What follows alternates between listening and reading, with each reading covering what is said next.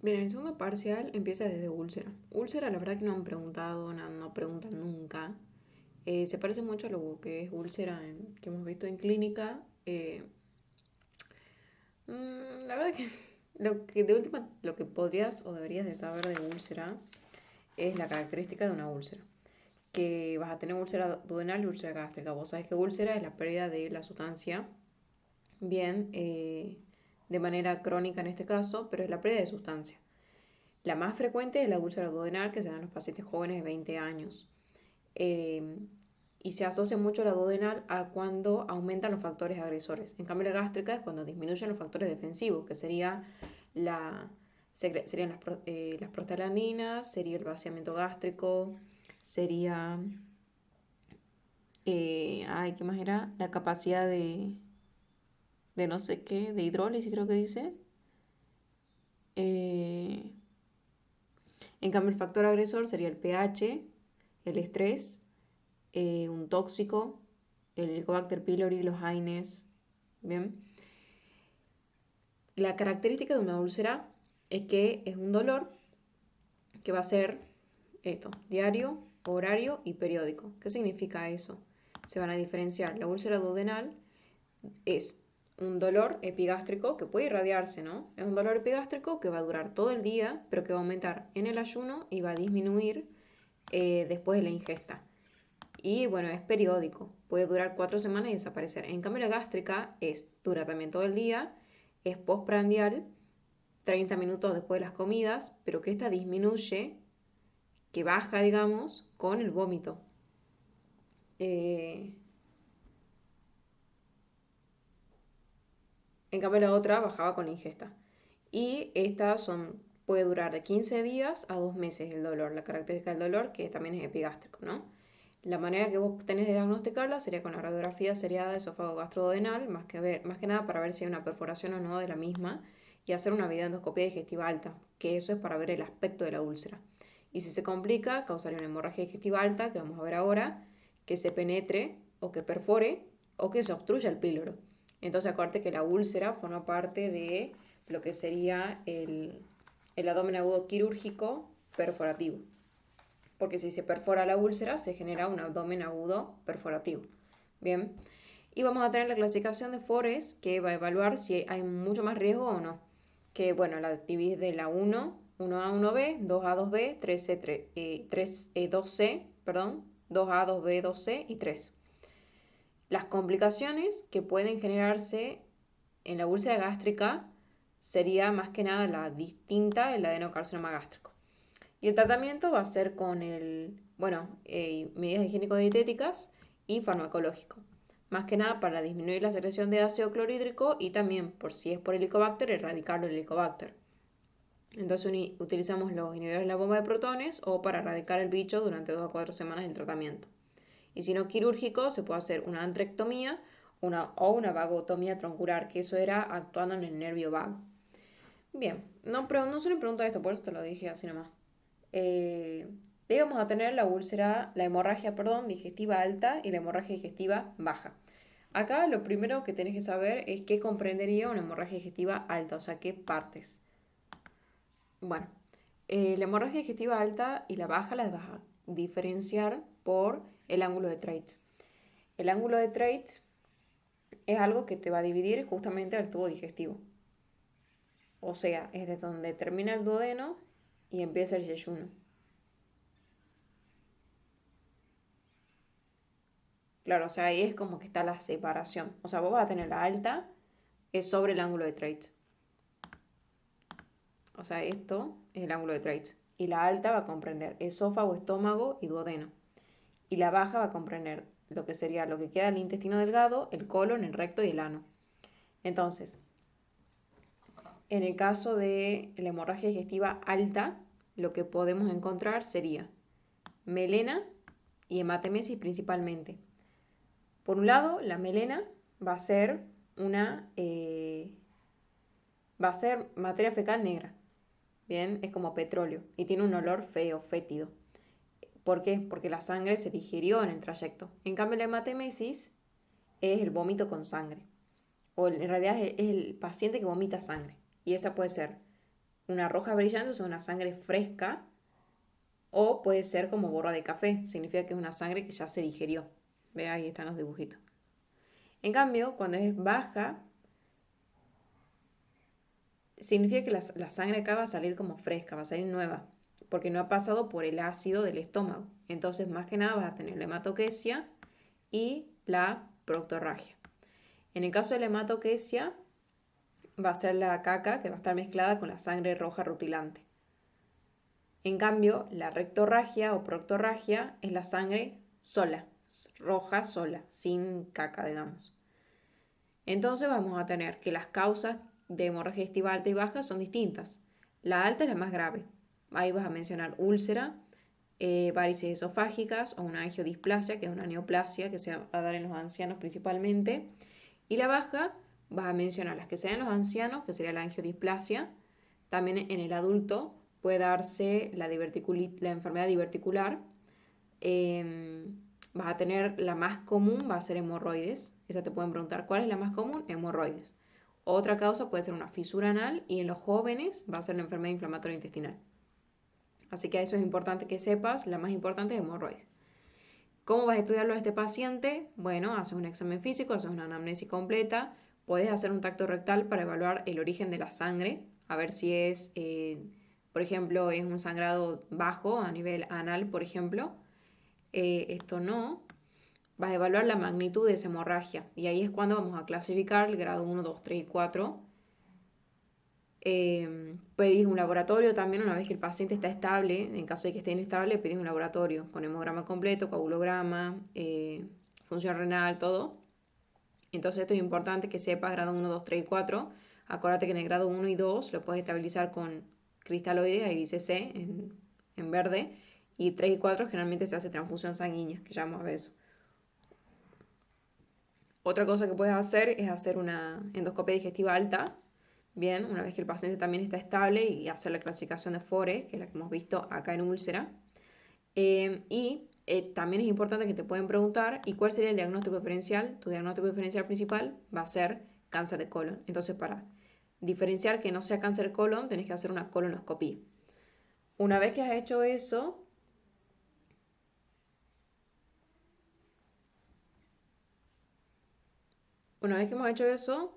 tenemos que tratar la hemorragia. ¿Cómo vas a hacer todo esto? Primero vas a evaluar la frecuencia cardíaca, la presión arterial del paciente, vas a evaluar el llenado capilar, ¿verdad? Ponele que esté hipotenso. Entonces le vas a decir a la enfermera, bueno, enfermera, mientras va preparando las vías periféricas, necesito que tipifique la sangre del paciente y prepare 2 vías periféricas. No, le va a decir, enfermera, tipifique la sangre del paciente y prepare 2 vías periféricas gruesas, cortas, Avocat 1416, a goteo libre 2000 mililitros. En este caso sería de Rincher lactato. Y una vez que se ha hecho eso, se controla al paciente. La tensión arterial, el pulso, la diuresis mediante la sonda, esto no. La presión venosa no. Y que acá, ¿qué pasa? Si el paciente no se estabiliza, bueno, y vas a tener que hacer transfusión de sangre, que depende de la cantidad que él ha perdido, puedes hacer una transfusión de 2, 3 unidades, 4 más unidades, y generalmente si te preguntan, pero a nadie le pregunta que yo sepa, se dice transfusión de 2 unidades de glóbulos rojos concentrados a pasar en 2 horas por unidad, y nada más. Bueno, acá puse la diferencia entre enterorragia y proctorragia, pero eso es todo. Después vamos a tener ilio.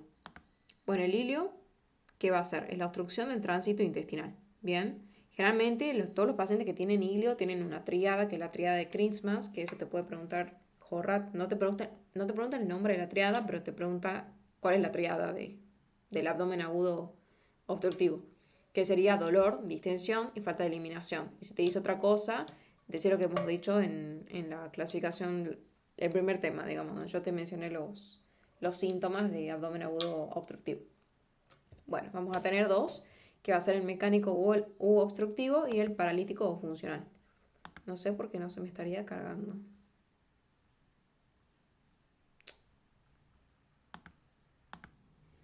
Ahí está, dice cargo.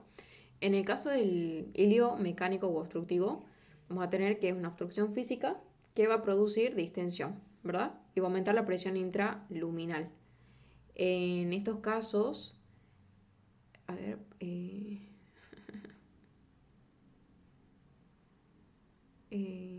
pero el líquido, bueno, eso nomás. O sea, no creo que te pregunten esto, pero bueno, es la definición.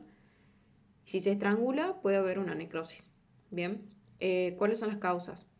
Causa, voy a acordarte de las cosas que yo te mencioné en la clasificación, de eso acuérdate más que nada. Acá te los vuelvo a mencionar, pero céntrate en las causas que te mencioné en el primer cuadro del primer video. Bueno, puede ser un cuerpo extraño, puede ser un divertículo, una enfermedad de Crohn, un vólvulo o una hernia. Acá los ruidos hidroaéreos van a estar aumentados y también van a estar disminuidos. O sea, al principio aumentan justamente para vencer esa obstrucción y después pueden ocurrir que bajen. Clínicamente es la triada que hemos visto. Bueno, pueden haber vómitos, que también es lo mismo que hemos visto en el cuadrito del primer video. Acá por ahí la radiografía en decúbito, el paciente se observa una imagen en pila de moneda. La complicación es la estrangulación y a la complicación a esa, que es la estrangulación, la vas a ver con una tomografía, pero según Horrat no se hace tomografía. Como es una urgencia, lo primero que vas a hacer va a ser un tacto rectal para diagnosticar más que nada la causa. Por ejemplo, hallar un fecaloma, generalmente el fecaloma es duro y eso se encuentra a la altura del sigmoides.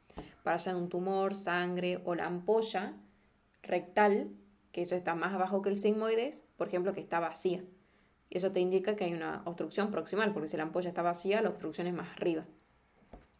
También, bueno, la anamnesis siempre, un colon por enema, ecografía, Lo que por ahí te puede importar también sería, más que nada, sería el tratamiento en esto.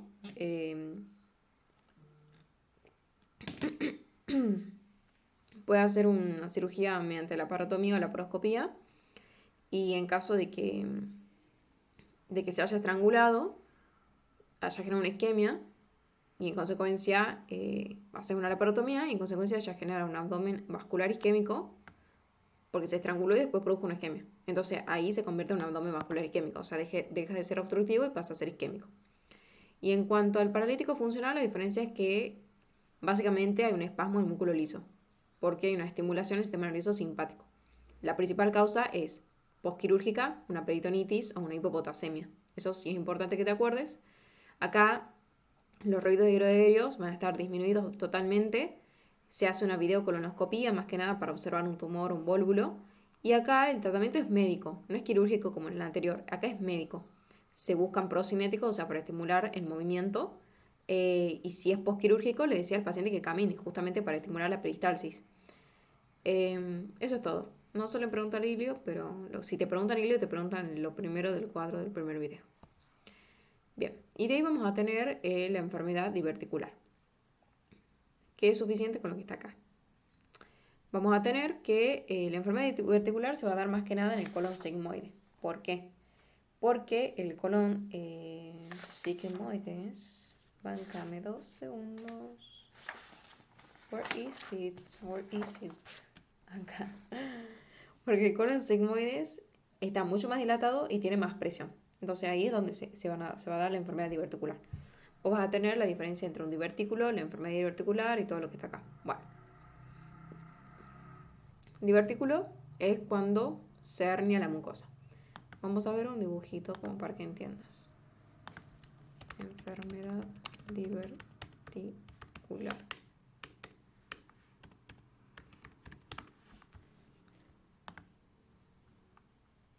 Bueno, esto es sigmoide.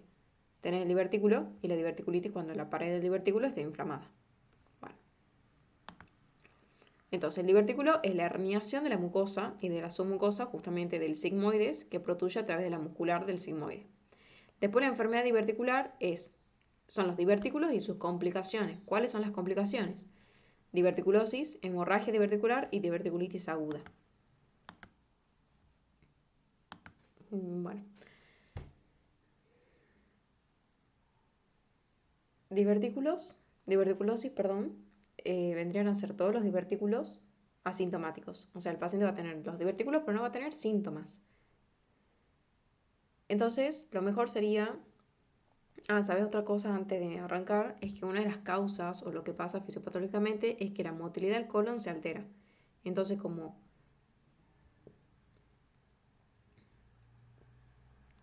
Sí, se altera la motilidad del colon, va a haber un aumento de la presión endoluminal y la mucosa se va a herniar. ¿Por qué?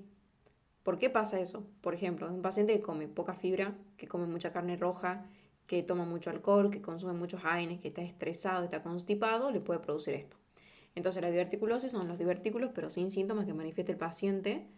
Puede haber una hemorragia diverticular, esa sería una complicación no inflamatoria, y la diverticulitis aguda sería inflamatoria.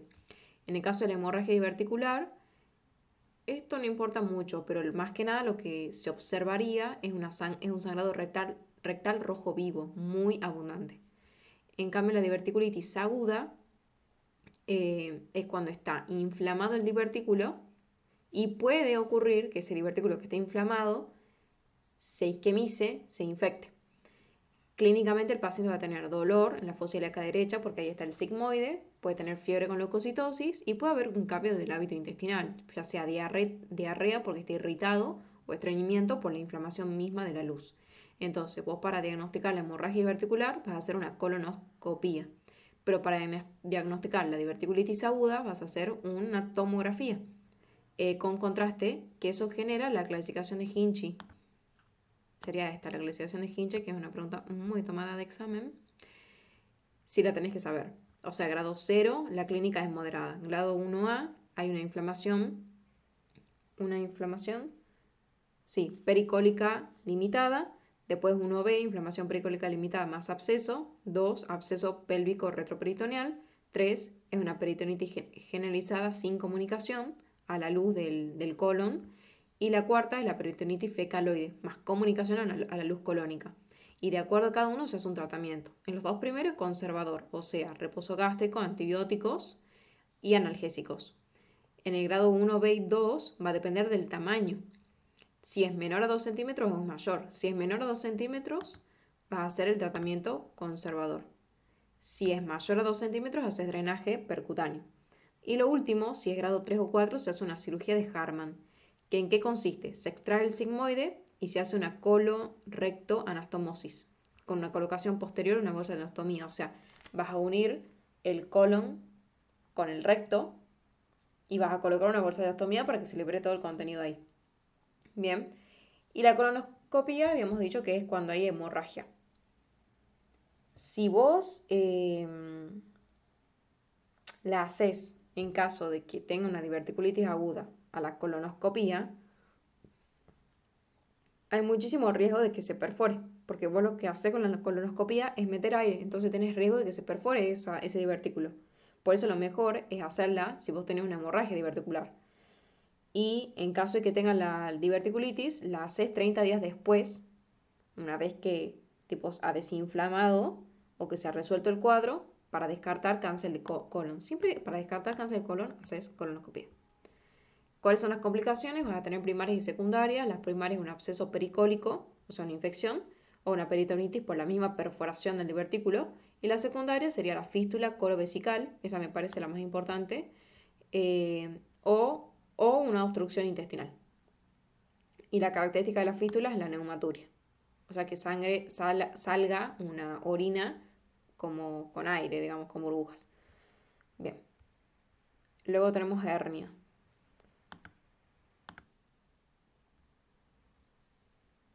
Como concepto, como definición, hernia es una protusión o una protuberancia es una protrusión del contenido abdominal, justamente por un orificio anatómicamente constituido. O sea que ya es un orificio existente. ¿Cómo está formada una hernia? Vamos a tener el saco herniano, el contenido, que puede ser el asa del intestino, el epiplón, o la vejiga y el ciego, por ejemplo, y el anillo herniano. La característica del anillo es que tiene que ser filoso, pequeño e inextensible, si te preguntan. Voy a buscar una imagen de las hernias para que nos orientemos.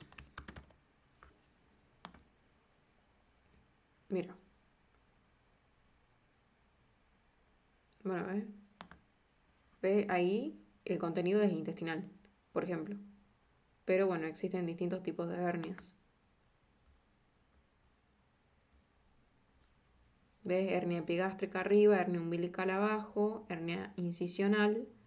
Esta es la hernia de Spiegel, la hernia inguinal y la hernia femoral. Pero nosotros vamos a ver algunas.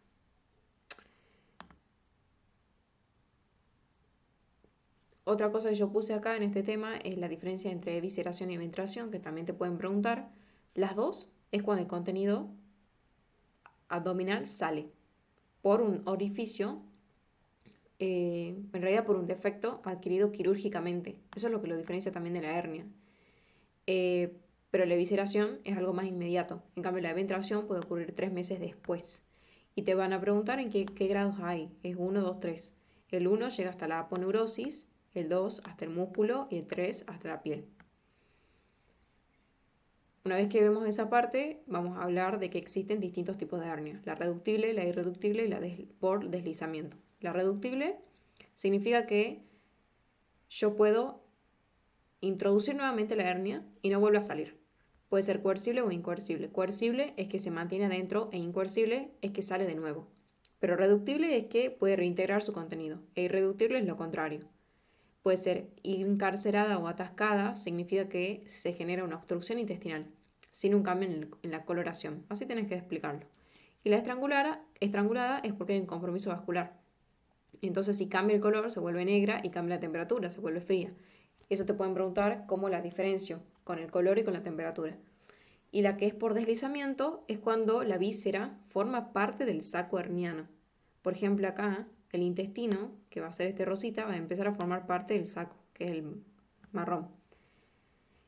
Bueno, eso. De ahí vamos a tener las más comunes. Vamos a tener la hernia inguinal, que es la I, acá en mi dibujito es la I. Vamos a tener la directa y la indirecta. Esa, si te preguntan, te van a preguntar esa. Si no, te pueden preguntar cuál es más común en las mujeres, los adultos, no sé, pero ahí está en el Word que yo te voy a mandar. Bueno, la directa, bueno, estos son, es como mucha anatomía, no sé si mostrarte. No, ya fue. Estudiarlo así como está. La hernia inguinal directa se caracteriza porque sale del triángulo de Hesselbach. Ay, a ver, si quieres te muestro, porque si no siento que no entendés. Triángulo de Hesselbach.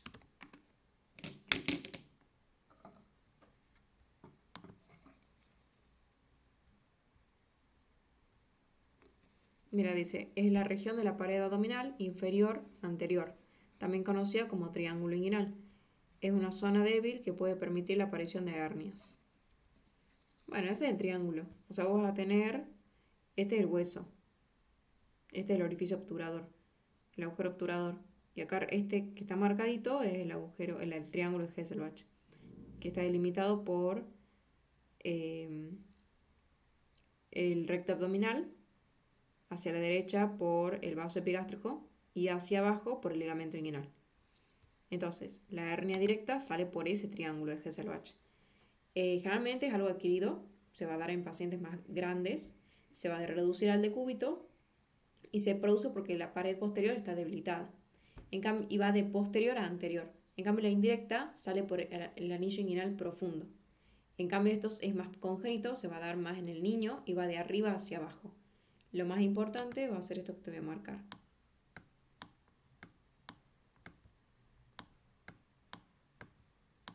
Eso.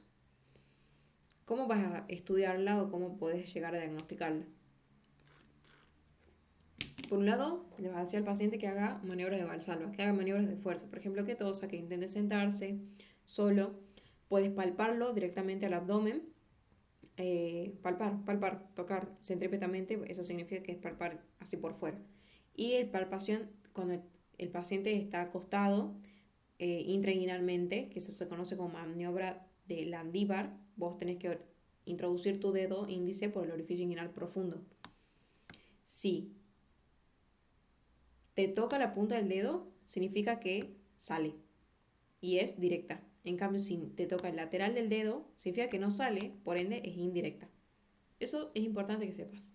Después vas a tener la femoral, que esa pasa por el anillo femoral. Sale por el anillo femoral, pero pasa debajo del ligamento inguinal. Sería la F esta que está acá. Después vamos a tener la epigástrica, que la epigástrica está a la altura de la línea alba, acá arriba.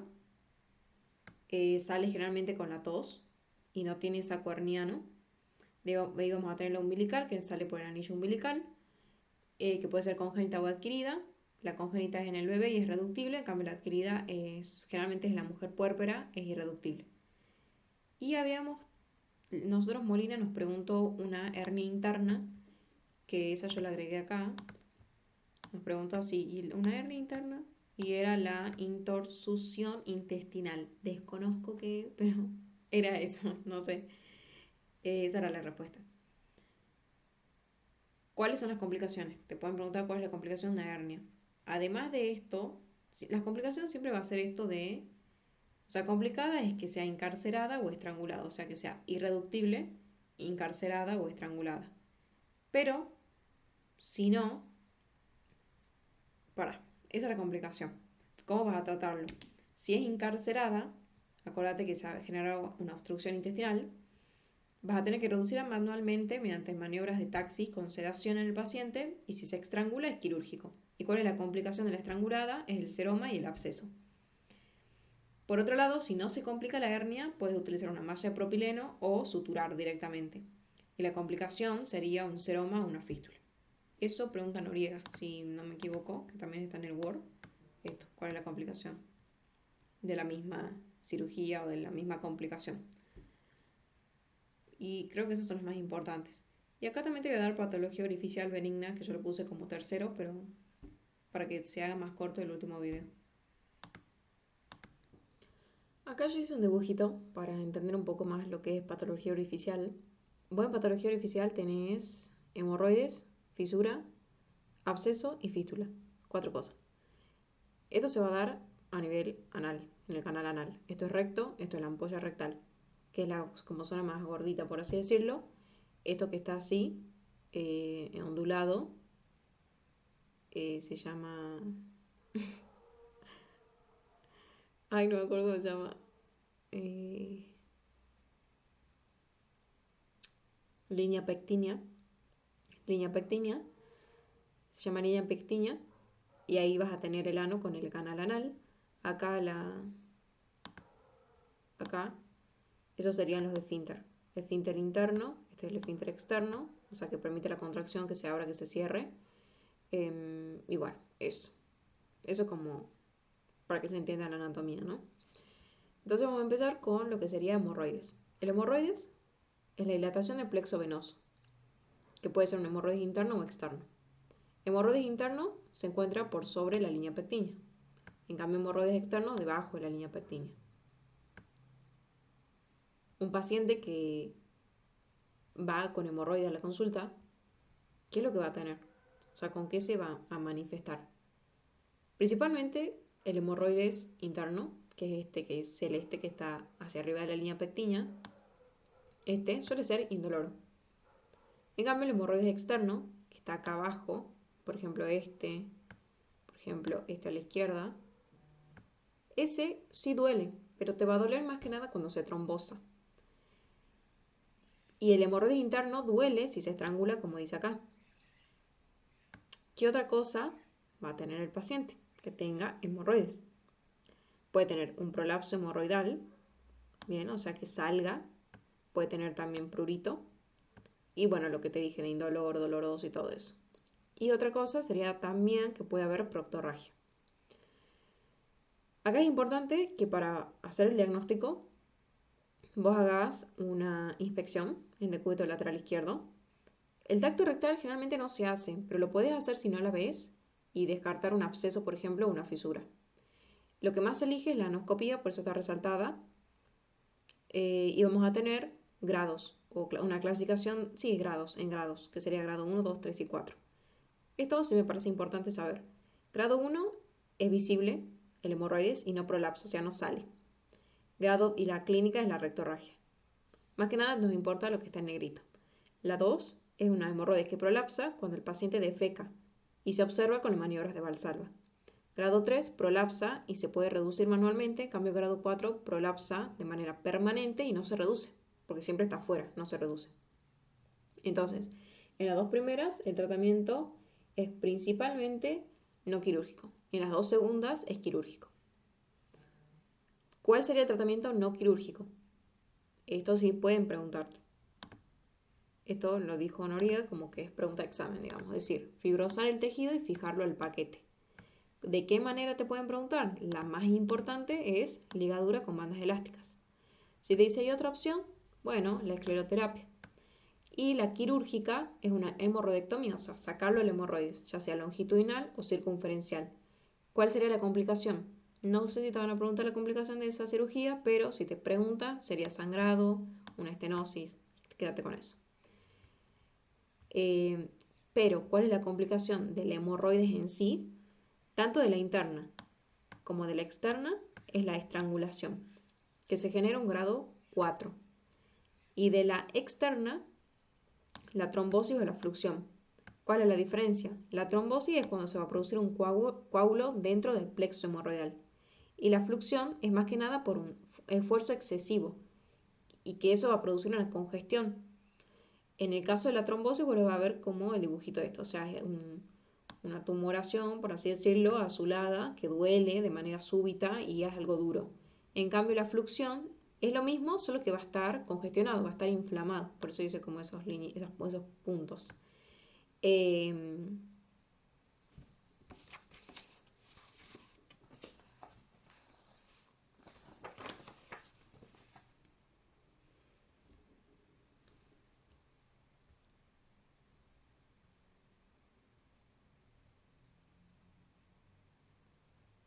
Luego de eso, vamos a tener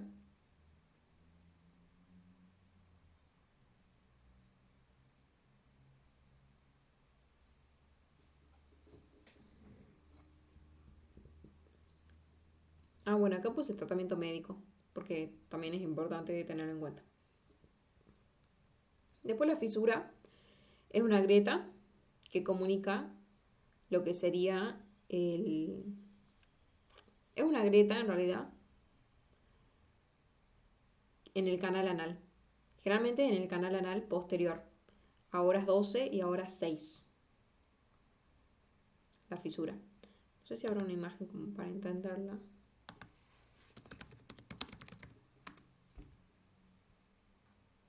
Bueno,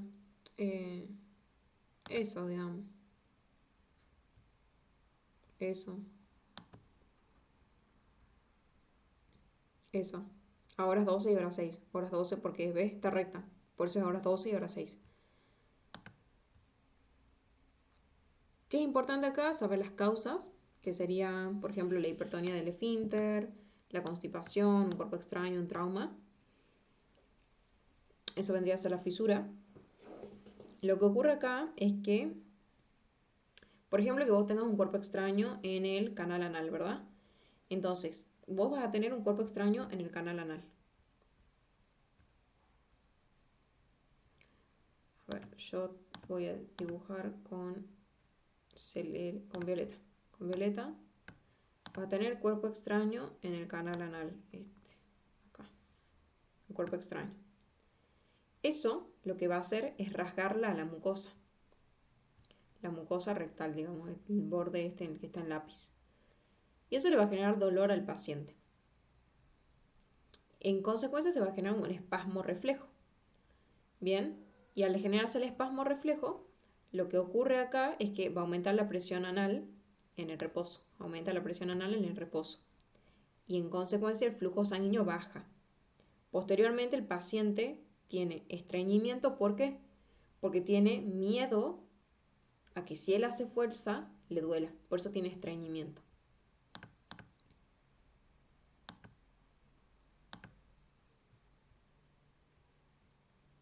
Entonces, tiene dolor, tiene estreñimiento y nada más como clínica. Puede tener ardor. El tratamiento es médico, si es algo agudo es médico. O sea, es agudo si tiene menos de 6 semanas. Pero va a ser crónico cuando tenga más de 6 semanas y va a ser quirúrgico. Acá el tratamiento que nos interesa sería la esfinterectomía lateral interna subcutánea con la colocación de una anestesia a horas 3. Así tal cual está escrito, lo tenés que decir. Esfinterectomía lateral interna subcutánea con anestesia a horas 3. La complicación de eso sería una úlcera profunda. Luego vamos a tener el absceso y la fístula. El absceso vendría a ser lo agudo y la fístula es lo crónico. El absceso vos sabés que es pus circunscripta en la vecindad del ano, porque pues, se puede vaciar en la piel, en el canal anal o en la mucosa.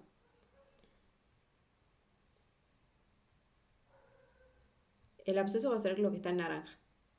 Lo que está hacia la izquierda en naranja. Es pus circunscripta alrededor, que se vacía. Es decir, puede ser perianal, pero mira acá está también. Esto es el esfínter. Puede ser perianal, isquiotibial, interesfinteriana. Lo mismo lo hice pero acá en grande. Perianal la de abajo, interesfinteriana esta y esta isquiotibial. Y esta es supraelevador si no me equivoco. Bueno, lo que ocurre acá es que el paciente puede tener tetra de Chelsea, porque es una infección, y puede tener un dolor pulsátil cuando él defeca. Hace un examen físico profundo, externo también, puedes hacer un tacto rectal. Más que nada si es algo más profundo, hacer el tacto rectal, pero no se suele hacer. Se puede hacer una ecografía de partes blandas para ver si hay compromiso interno y a última instancia una resonancia, si no una eco, lo primero. ¿Tu tratamiento cuál sería? Es un drenaje amplio y un desbrindamiento. Se hace en perpendicular. O sea, mira, ahí dibujé, esto sería, bueno, el ano. Lo que está en naranja vendría a ser el absceso. Y lo que está en azul vendría a ser el drenaje. Pues lo vas a hacer así en longitudinal. ¿Por qué? Porque si no te vas a llevar puesto el esfínter. Siempre lo haces longitudinal, nunca lo haces así, digamos, no sé cómo explicarlo, pero así lo dijo Noriega, siempre longitudinal para justamente evitar afectarlo al esfínter y para que drene todo.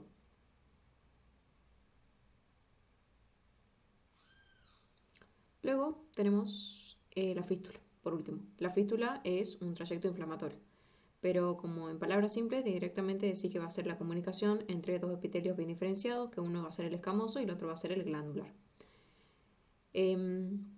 Vamos a tener que existen distintos tipos de fístulas, son estas en negrita. Vamos a tener la fístula interesfinteriana, esta, de la izquierda interesfinteriana, la transesfinteriana, esta pequeñita, la supraesfinteriana y la extraesfinteriana.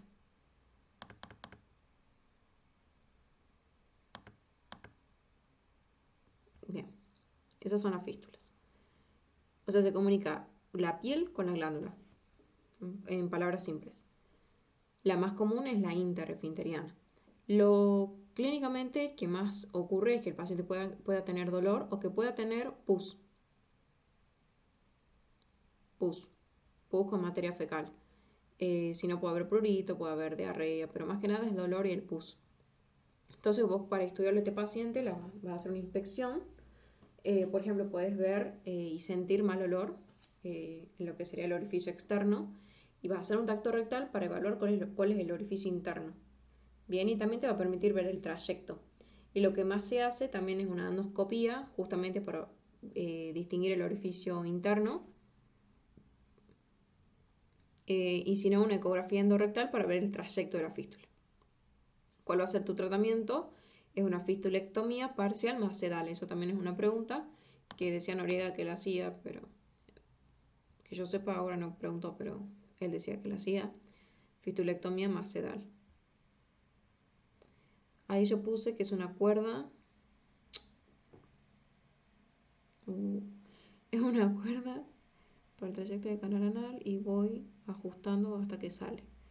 Bueno, aparentemente se coloca una cuerda por el trayecto de la fístula y por el canal anal, que voy a ir ajustando hasta que sale la fístula, no sé, no entiendo. Pero eso me había dicho la Paula, que eso se hace. O la otra opción es que hagas una fistulotomía. Más que nada si es una fístula que está en la región de baja, está más abajo. Y nada, eso. La complicación de la fistulotomía sería la incontinencia anal. ¿Por qué? Porque no pasa La fistulotomía no pasa el esfínter anal externo. ¿Y si se complica una, una, una incontinencia anal? Ay, no puedo pensar ahora, pero bueno, quédate con eso. Y si no, que se produzca una fístula en herradura. Una fístula en herradura es esto.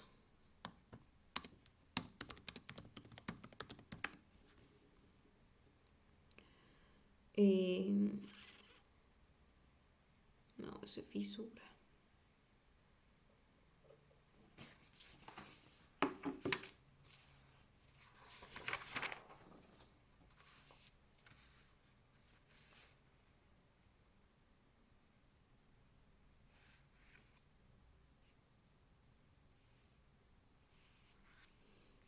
Bueno, no sé, no hay imagen. Bueno, pero si no me equivoco, en herradura es algo así.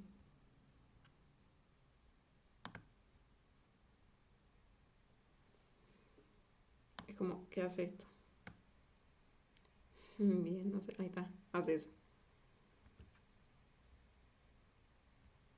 Y acuérdate siempre que el paciente tenga proctorragia, tenés que descartar cáncer colorectal. Entonces hace una colonoscopía. Sangrado rectal, siempre colonoscopía haces, siempre. Bye.